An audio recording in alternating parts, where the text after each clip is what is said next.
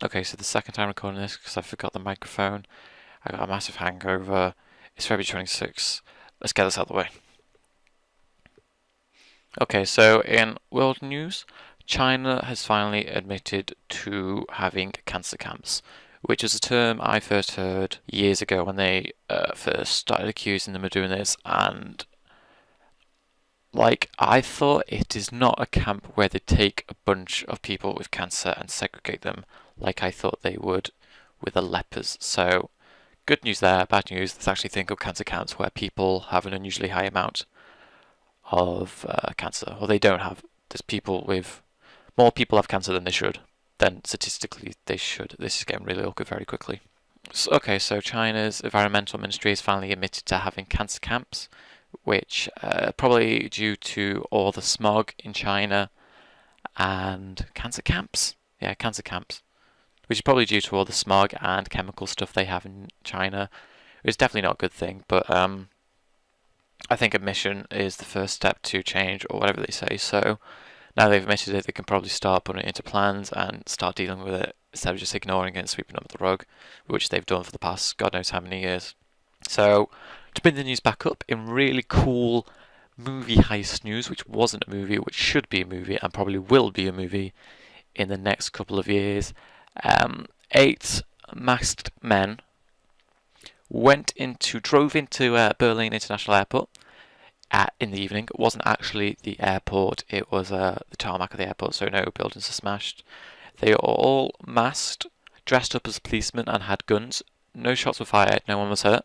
They went in super quick, literally as this plane had just been finished loaded with $50 million worth of diamonds. And then they picked up the diamonds in the crates or the sacks or whatever they had, and they drove off within minutes. It was super quick, super cool, and it's gonna be a movie.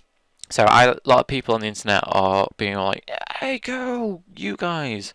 Probably because it's really hard to feel bad for some guy or girl or group of people that had enough money to splash around on $50 million worth of diamonds, even though we don't know what they were for, and they probably might have been going to like a bunch of small chain things in your local area.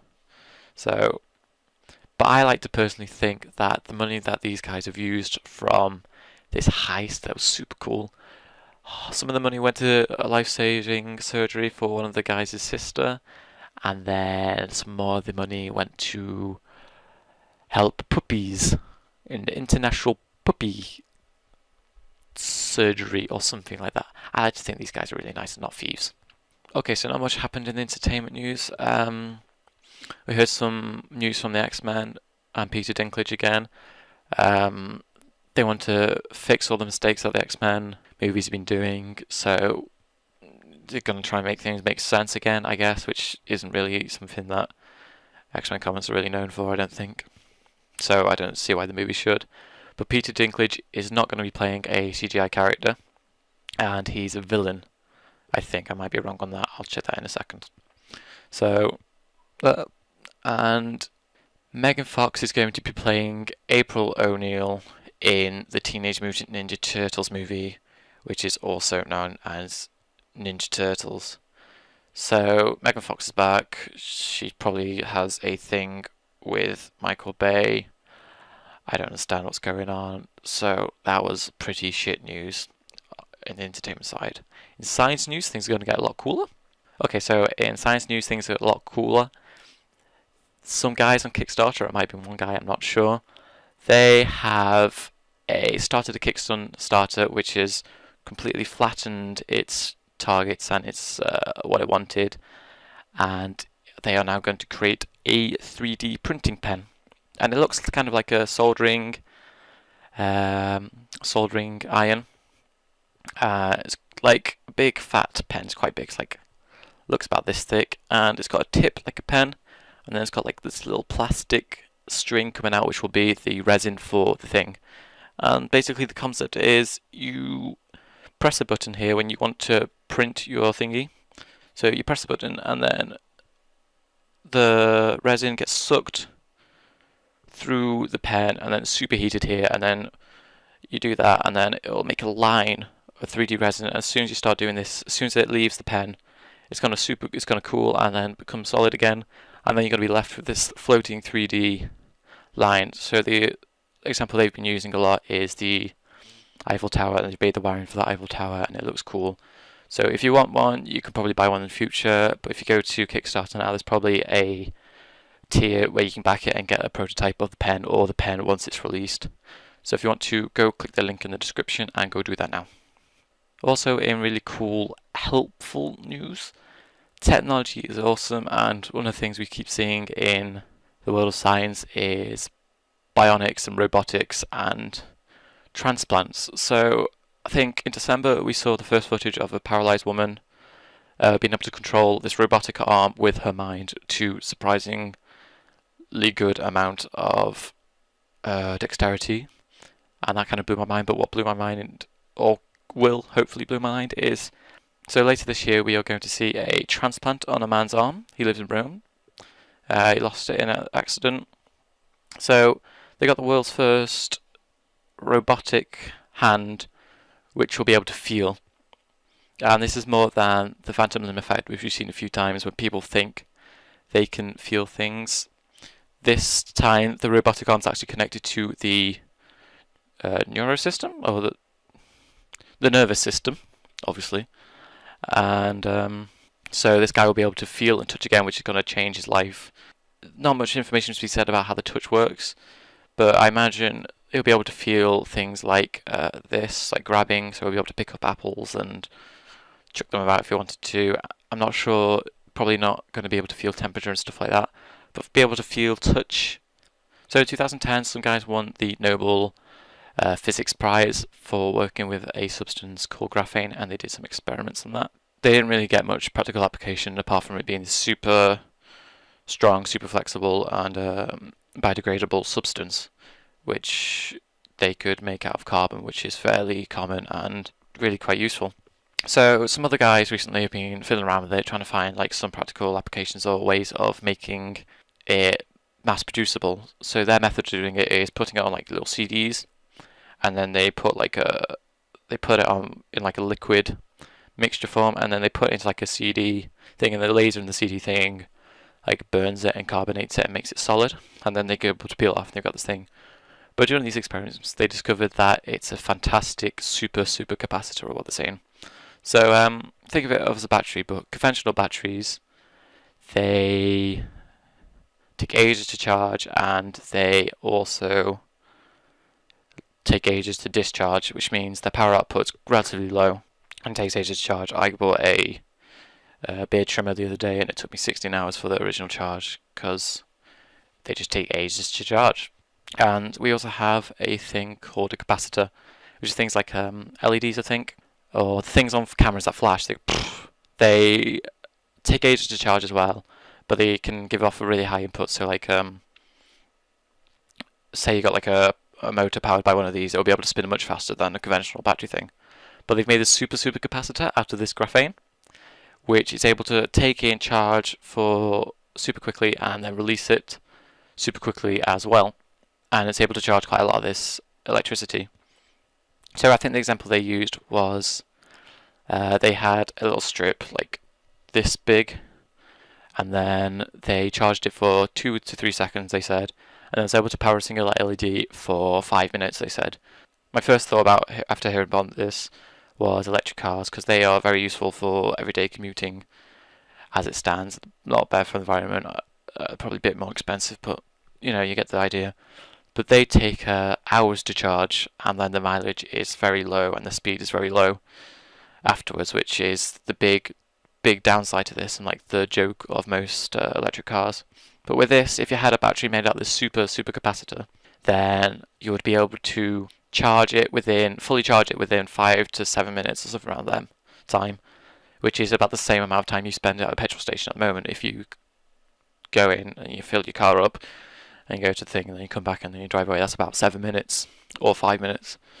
So you'll be able to charge this electric car with the same amount of time. You'll be able to fill it with so you'll be able to charge your electric car with the same amount of time that most people fill in their cars at the moment, and be able to go faster than normal electric cars could go at the moment, and also have a bigger charge probably, so their mileage will be a lot better. So things are going to be so much cooler once this new technology starts being put into things and worked into practical solutions.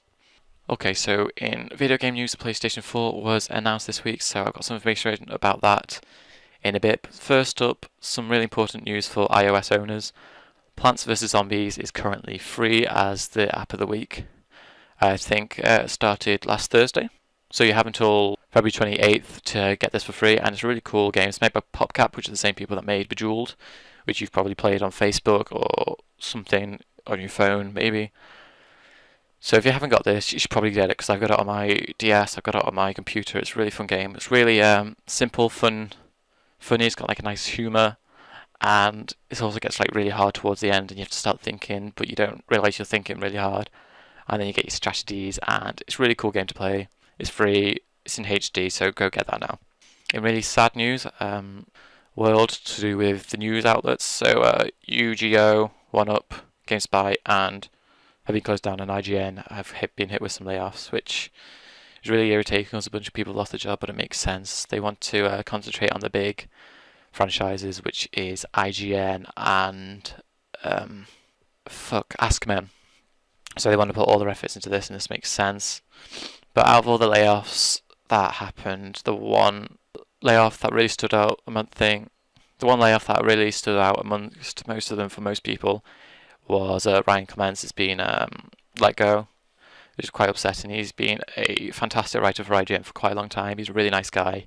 He's recently got engaged, so we don't know how that's going to affect that and the prophecy child that he's going to have. He's been part of Beyond since episode 4, I think, so he's a really nice guy. He's a really good writer. We'll see what happens to him. He'll probably get a job really soon because he's been working for IGN for 4 or 5 years now. So he's definitely got some experience behind him, and he's really good anyway, so it won't take long for him to get a job, I don't think, but still. Okay, so to bring things back up, PlayStation 4 was announced at a press conference on Wednesday, and I don't have a list or anything to talk about, so I'm just going to rattle off some things that mattered to me. So first off, let's go for the games they showed off at the press conference. They showed off a game called Knack, which is like a 3D puzzle platformer, I think. We don't quite know.